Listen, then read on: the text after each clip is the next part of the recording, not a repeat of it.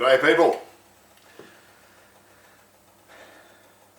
welcome to my kitchen on a winter's morning. It's actually just gone 11 here in the morning. Now I'm going to cook a chicken tomato mushroom casserole. Probably similar kind of thing to chicken cacciatore, perhaps or perhaps not. Anyway, it's a dish that I came up with, but yeah, it's kind of similar to cacciatore, I suppose. I don't think it's exactly the same, but maybe it is. Hang on, I'll just clean my hands.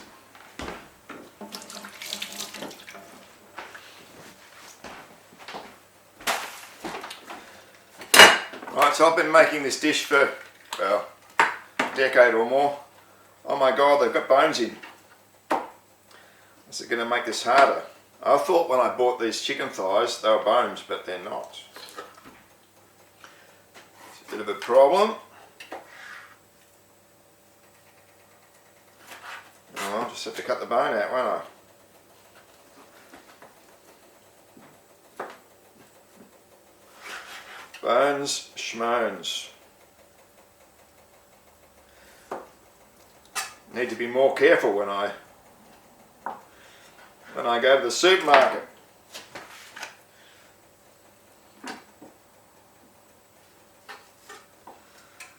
Chicken bones, fiddly little critters.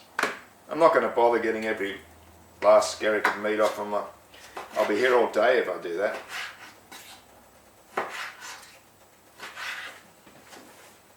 So I'm using chicken thighs here because chicken thighs got more flavour than chicken breast. Like, most of us love the chicken breast because, you know, it's sweet and tender. It's the most tender part, but also it's the most mild part. So if you actually like the flavour of chicken, then you're better off eating the drumstick or the thigh, right, which is the best part of the drumstick. And you'll know that the people who love the real taste of chicken, they're the ones who, you know, when there's a roast or something on, they'll always take the drumstick. Like my mother's like that. She likes the drumstick. And the people who want a nice easy thing to eat, they'll take the breast. Like I've always tended to take the breast. Because, I don't know, it's just nice and smooth. And maybe because it doesn't have such a strong taste of the chicken itself, you know.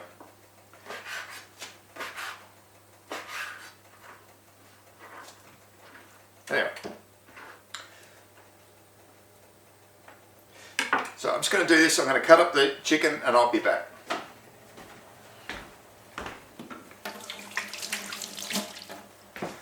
Since I washed my hands.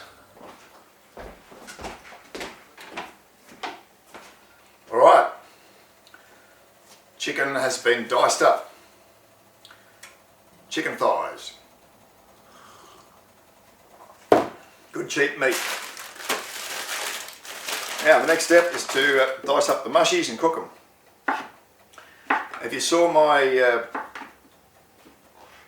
recipe of the chuck and mushroom pie, you would have seen how I do mushrooms. Now these are portobello mushrooms, which were cheapest. The cheapest mature mushrooms. Yeah, they got that sort of brownish mushroom tinge to them. So I picked them. Now I want to use mature mushrooms because they got more flavour.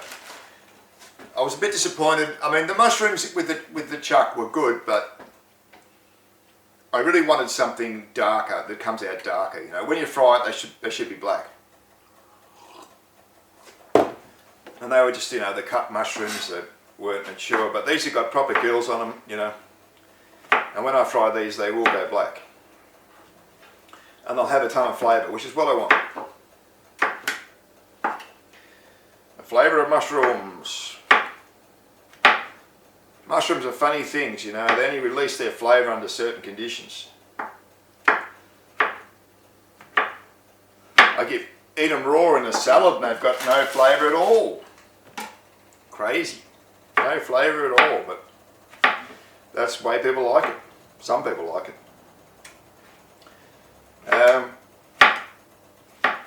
And you can, you know, you can cook them so that they have little flavour, or you can cook them so they have a lot of flavour. So the way I cook them, they come out with a lot of flavour, which we'll see in a moment. Very soon they will be cooking. Very soon.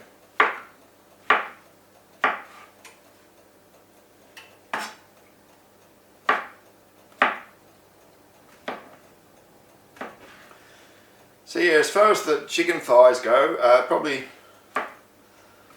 600 grams or 700 grams or something. Alright, I'll get a knife, I'll cut a big chunk of butter.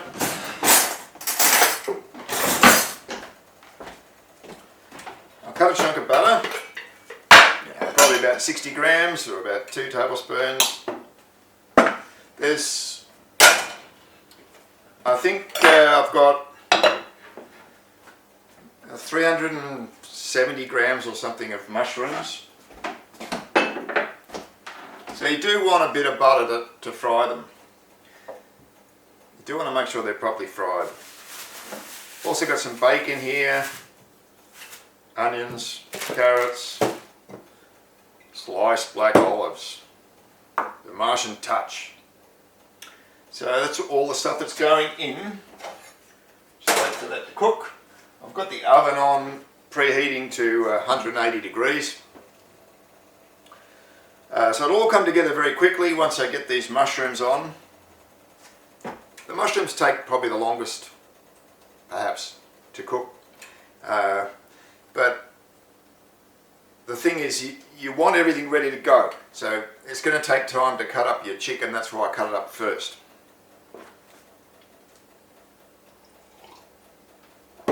I'm going to be chopping up the bacon, I'm going to be chopping up the carrots, but they're really easy to cut. The chicken's a bit more work. Alright.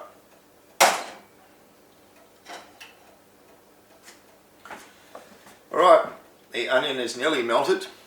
So I hope you all watched my macaroni cheese recipe, my previous recipe. My bagpipe rant, I went on about the bagpipes. And then I put up or shut up. So I put up one of my bagpipe tunes, played by synthesizer, but had to be played by synthesizer because bagpipe bands won't play it. But they could. They could if they wanted. And you know, people have been interested in it on YouTube. There's a link in the macaroni cheese recipe, there's a link to it. People have been interested, so maybe if enough people get interested, it'll force the bagpipe community to consider something new, change their fixed mind approach to these things, and maybe they'll play it one day. I mean, bums on seats, if there's a demand and enough people want it, someone's going to do it. Right. In with the mushies.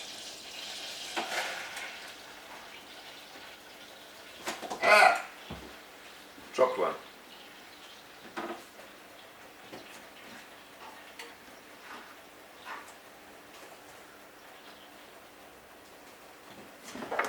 Mushies in.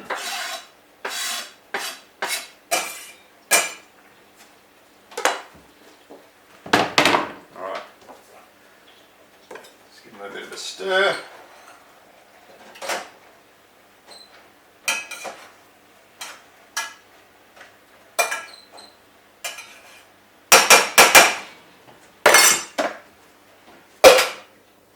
So if you watched my chuck recipe, where I explained how I cook mushrooms, what I do is I turn it down low to start with so the water comes out. Because you can't really cook them until the water comes out. You can't fry them properly until the water comes out.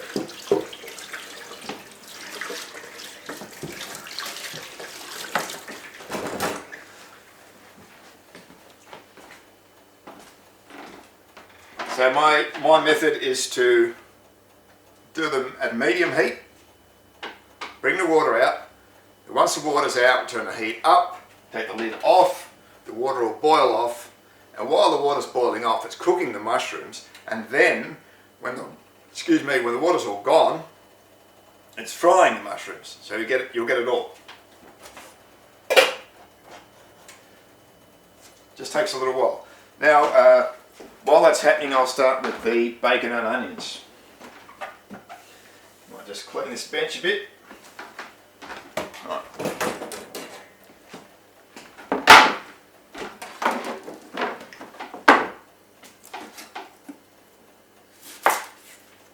Noticed someone in a comment on my macaroni cheese was casting aspersions on a plastic polyurethane cooking board, saying, polyurethane molecules are going to corrupt you, you're going to get in the bloodstream and God knows what. Cause cancer or something. These things are it's food grade polyurethane, guys. You really think it's going to cause me cancer if I use a plastic chopping board? Food grade polyurethane. I mean, the government classify it as food grade. Surely that counts for something. You'd think that counts for something. I mean, it probably counts for more than hysterical fear-mongering on the net based on probably nothing. Some of the stories that get around, the anti-vaxxer stories, and people believe them. People absolutely believe them. But, just because you believe something doesn't mean it's true. There's things that people believe in that aren't actually true. I don't know if you've ever seen that, but I have.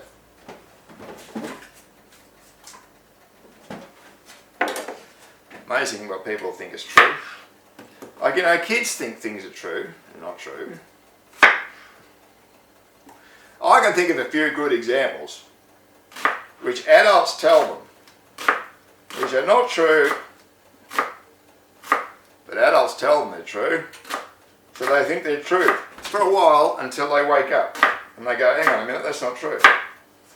And the adult goes, yeah, I know, but it's just a story we tell kids so that you can have more fun.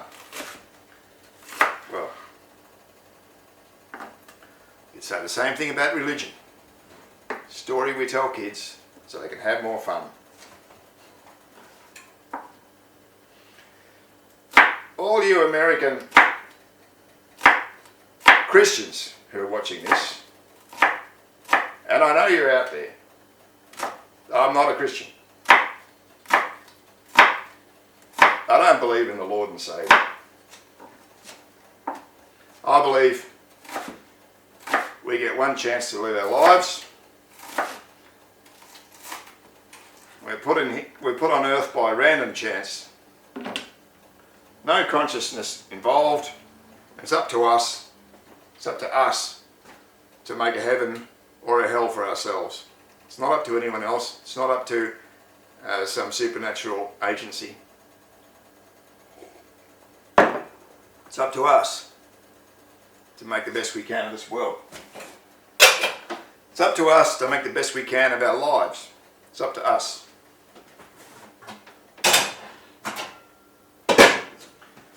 And if things aren't going well in your life,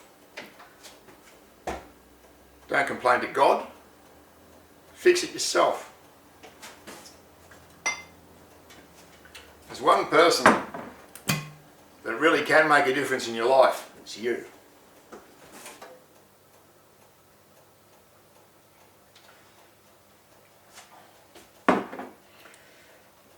Alright, so put a bit of olive oil in, probably about a tablespoon. Throw in the onions. Turn up the heat.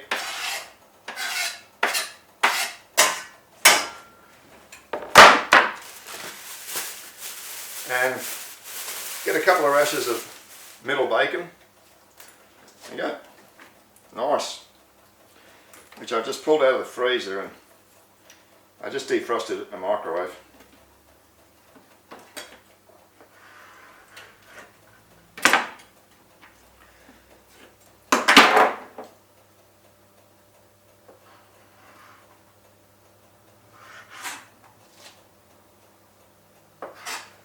Oh, bacon. And bacon and onion go together so well. And bacon and chicken go together really well. Really well. So if you're going to make a chicken dish, you pretty much got to have bacon. Well, that's not true, I suppose. But they do go together well.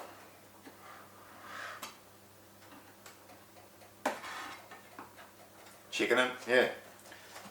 Like, yeah, chicken and bacon, really good combo. Alright, let's dice it up. Dice her up.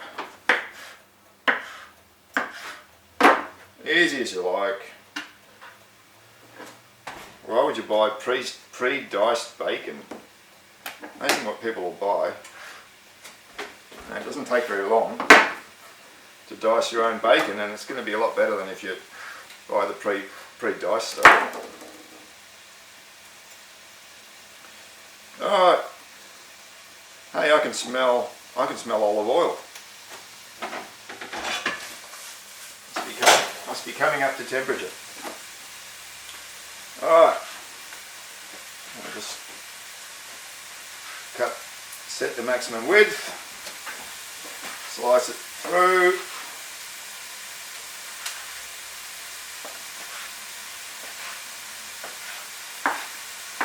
Easy as you like.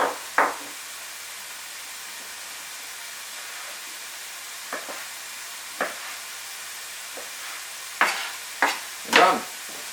Wash that grease off my hands. Only problem with dealing with bacon, bacon grease gets on you.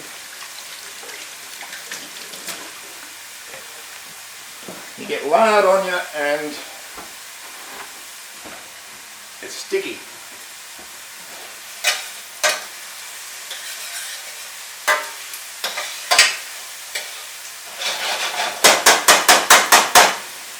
Now if you're cooking certain things when you're cooking them in a fry pan, a stainless steel fry pan is just the best. Right? Anything that you've got to start out frying and then you turn it into a stew, get a stainless steel frying pan because they're just brilliant for that.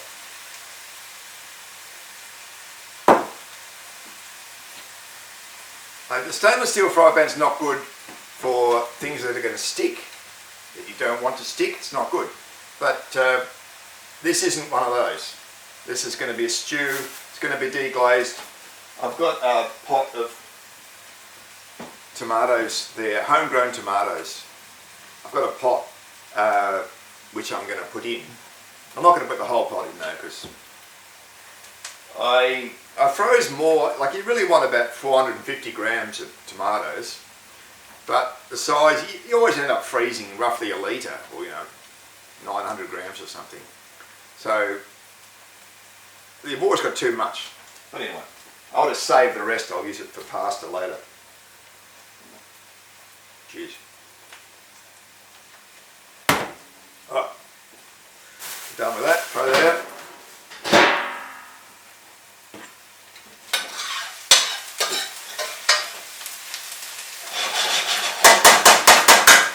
Great thing about a stainless steel pan is you can use metal implements. You can use metal spoon. You don't have to use the things that that won't harm Teflon, you know. The Teflon tools, you don't have to use them. Ah, right. Now see how wet that's got?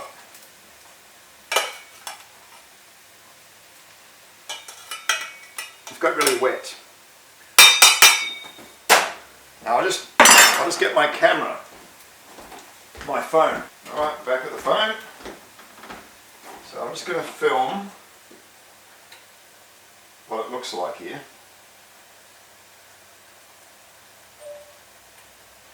So there's the mushrooms. You can see they're already dark.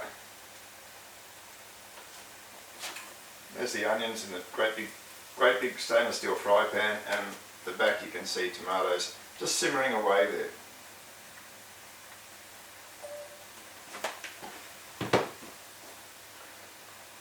So the mushrooms, the water's come out of the mushrooms. They're ready to turn the heater. We want to boil off that water. Put the bacon. Fry the bacon with the onions, because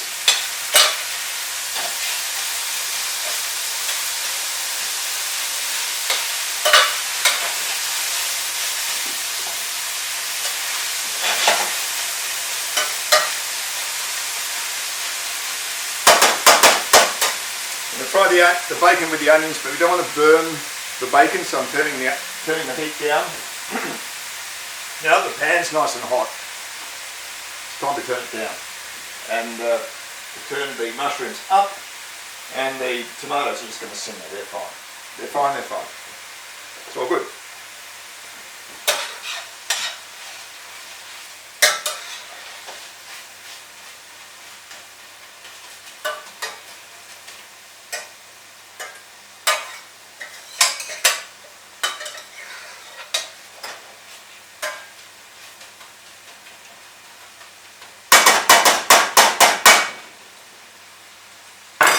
We don't need to go too mad with the frying of the bacon. Just want to give it a bit of colour, get it a bit of colour, and that'll do.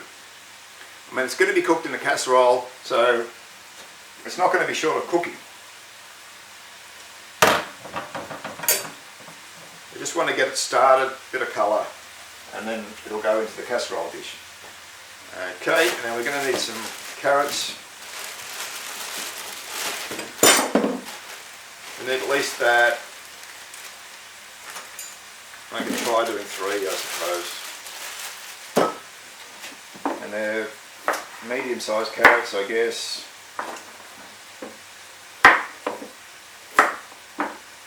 One of them's a bit smaller. Yeah, they're pleasantly fat. Pleasantly fat, that'll be alright. In the compost. Got problems with the compost at the moment. Bloody rats. Had to stop using the normal compost heap because the rats have made a nest in it. A huge nest. And they dropped their shit all over the bloody garage that's right next to it. Not good, so we've got to discourage that.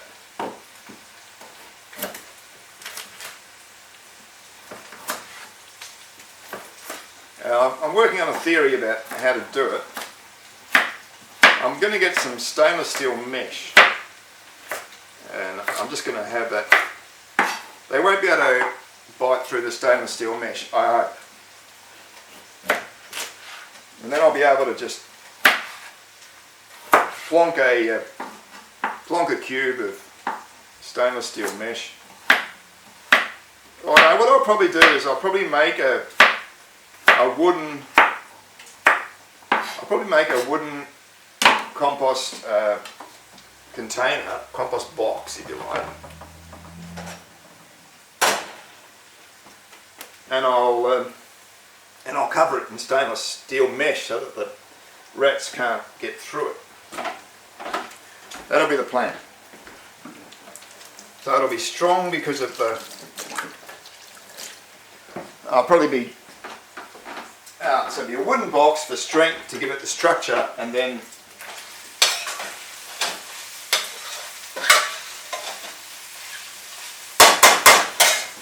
it'll be stainless mesh to keep out the mice and rats.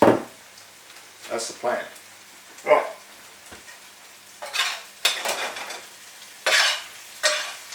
So what I'm going to do now is try to leave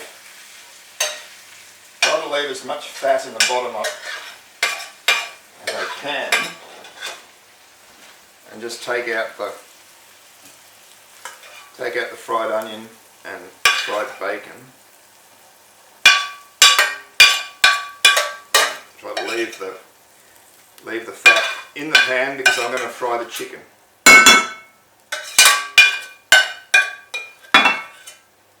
Right. Next job is to fry the chicken. Oh! Bit heavier than I expected. Or it came down a bit. Came down a bit faster than I expected.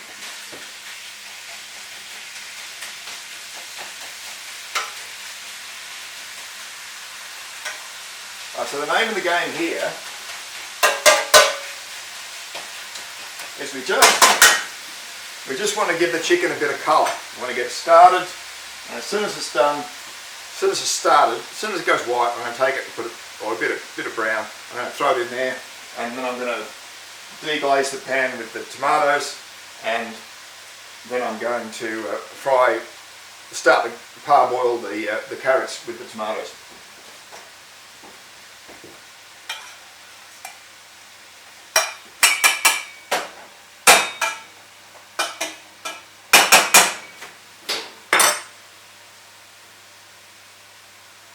One thing about these, actually I'll just show you what that looks like because that's pretty cool.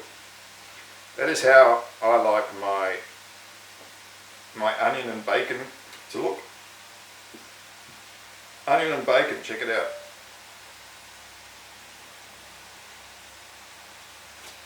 Could even come around from the other side, light's a bit different.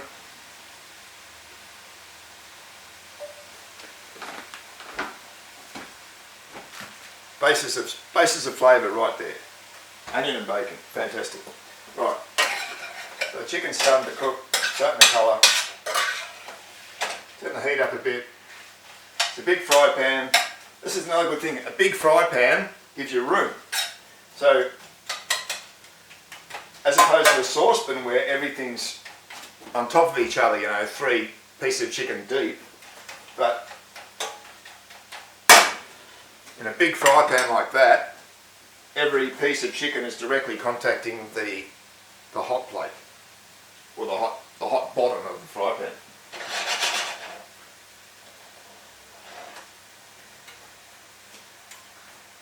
Which is great if you want to give a bit of colour to it. Otherwise, it's all just going to, you're just going to be chicken water coming out and they're just going to be white, but they won't have any colour. This way, as soon as the water comes out, hopefully if the heat's high enough, it'll just bubble off and the chicken can fry just a bit. I don't want to fully cook it. It's going to be fully cooked in the casserole.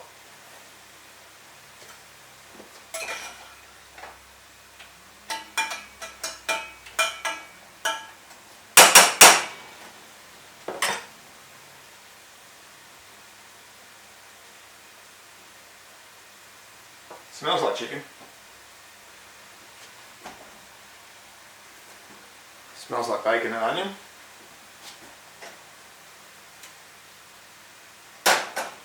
Smells like mushroom.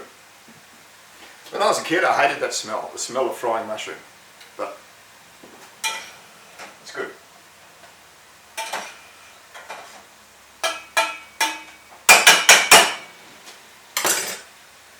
Let me get a fork and I'm going to taste that mushroom.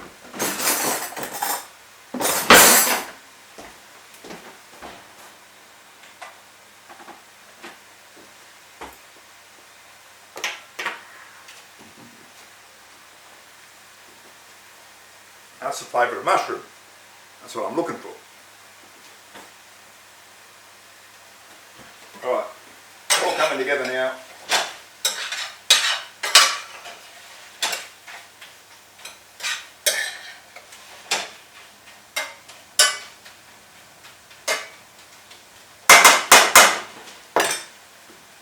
I'll just show you where the mushrooms are at. now that they're ready.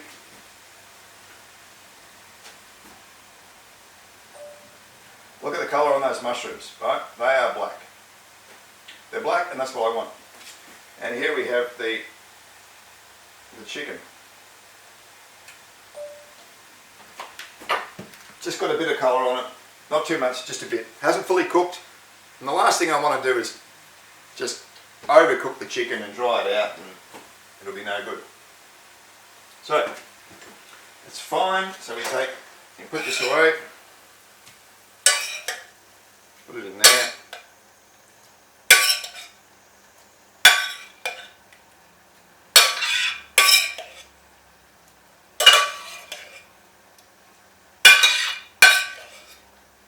Now we're easy as you like.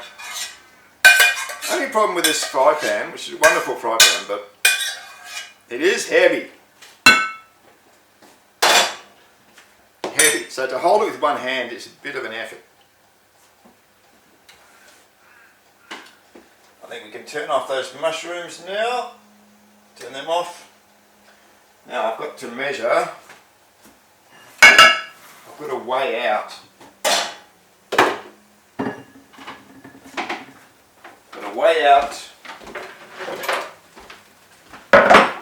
450 grams of tomatoes. So we put the scales down there, we put a heat-proof thing on top, we put the fry pan on top, we tear it, we get our simmering tomatoes, just give them a stir. Now I'll just pour in 450 grams.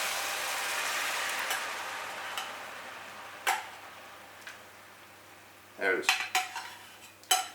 There it is, folks, 450 grams. Right, now we put them back on here. Put that away. And we put the carrots in there, parboil them.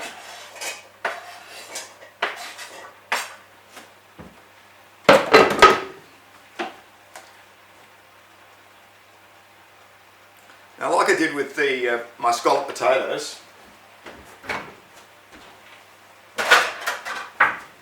anytime you're baking things in a casserole, or basically in a casserole,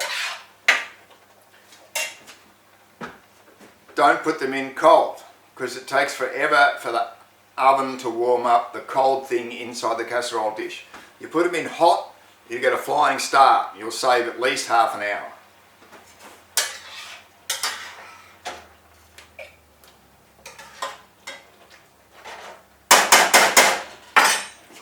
Yes, what happened to that? Yes, the oven will heat up the cold thing. It will heat it up. It'll just take time. And you know, it's up to you whether you want to waste that time or not. It's up to you. I can't believe the camera cut me off again. It hasn't been half an hour, surely. Maybe it has, but it didn't bloody seem like it. Anyway, let's cut to the chase. Put the last thing into the dish.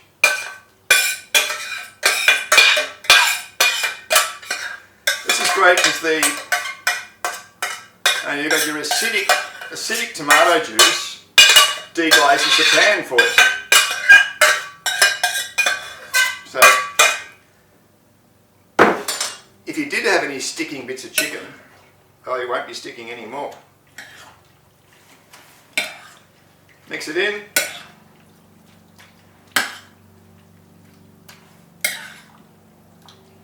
How hard can it be? Just mix it in. Easy as. Mix it in, mix it in.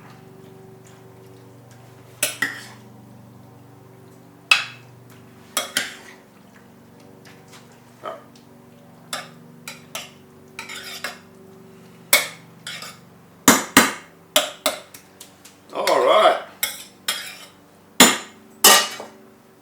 Thunderbirds a go. Get the lid. Definitely want the lid on, in the oven, a good hour, at least a good hour. I'll be back.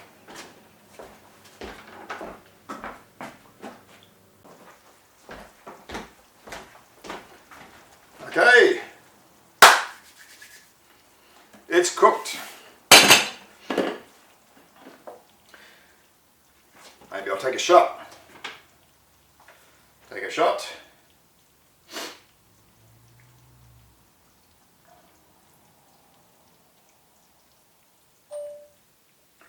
Look at the colours. The red of the carrot. The white of the chicken. The black of the olives. And the black of the mushrooms. Smells fantastic. Now I've just cooked up a half a cup of Thai jasmine rice. Cooked it up on the stove. It's always great on things like this. You want a better rice? Voila. Don't have to put this on top of rice, like you can put it on a bed or whatever you like. But, you know, greens or potatoes, I'll probably,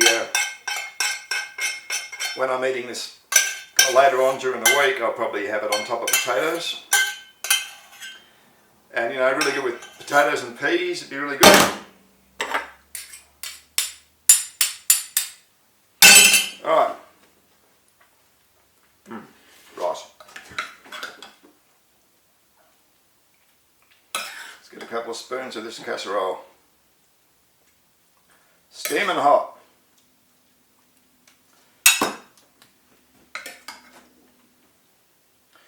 Should be enough. Get a bit of the gravy. So you can see it's, you know, so you can see at the bottom there is liquid, but it's not too much liquid. It's not completely flooded with it. Here we have the dish on the plate. I'll come around from the other side where the light is.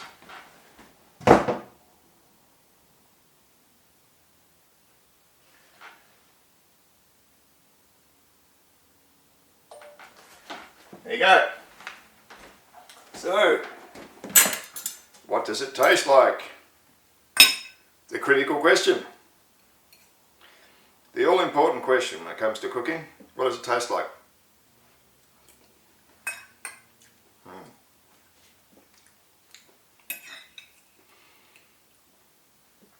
The sweetness of the carrots and the savoury gravy.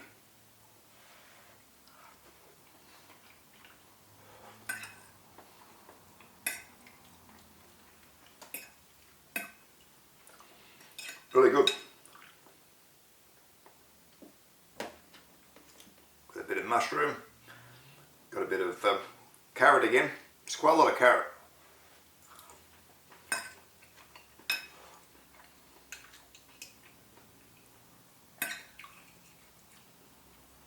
Just great. Really good. Alright, I mean it's savoury. It's medium strong. It's not super strong flavours, but it's medium. Medium.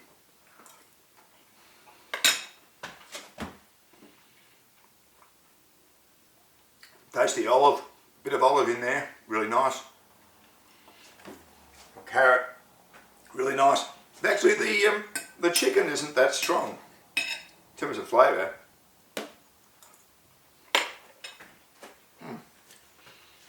Right, beautifully tender. The chicken is so tender, lovely, and the bacon, just a medium strength taste in the background, blending beautifully with the other things. All of these things blend together perfectly. The carrot, the bacon, the chicken, the gravy, the mushrooms.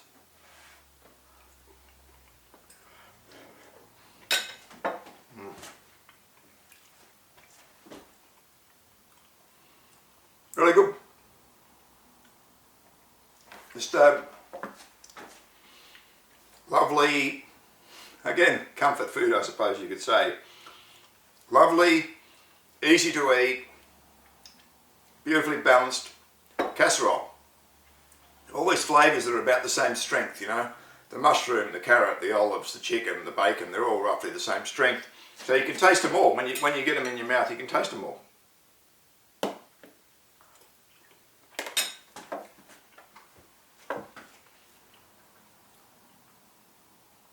Yeah. And going through it all is that gravy, which is the gravy which contains a lot of the flavour of the chicken and the mushroom. It's behind everything. It's really good. Really good. And you know, on a winter's day or a winter's evening, eat it hot.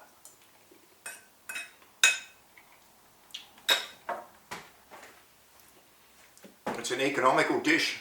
Chicken's cheap, carrots are cheap, bacon's cheap, right? So, economical dish. Really nice, easy to eat. Lots of variety in there. Beautifully tender chicken. Everything's tender. You know, the carrots are completely tender, well and truly cooked. It's great, really good. Have a go at it if you dare.